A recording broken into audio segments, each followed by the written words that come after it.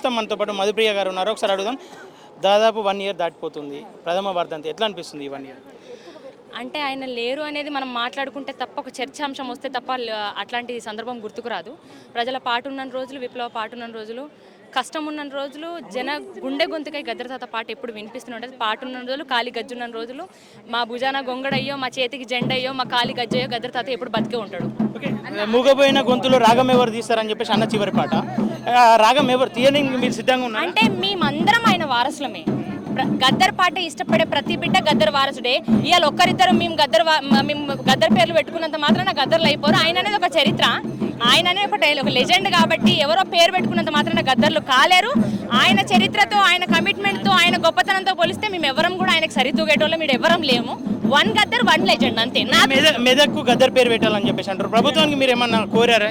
తప్పకుండా గద్దర్ తాతకు సంబంధించి యూనివర్సిటీ అయినా, గద్దర్ తాతకు సంబంధించి మా జిల్లాకి పేరైనా, ఏదైనా గద్దర్ తాత గురించి ఆయన ఒక ఉద్యమం కాబట్టి, ఆయన ఒక విప్లవం కాబట్టి, ఆయన చేసిన త్యాగానికి, ఆయన పాటకి ఖచ్చితంగా మెదక్ జిల్లాకి ఆయన పేరు పెట్టాల్సిందే. Thank you. Okay, thank you.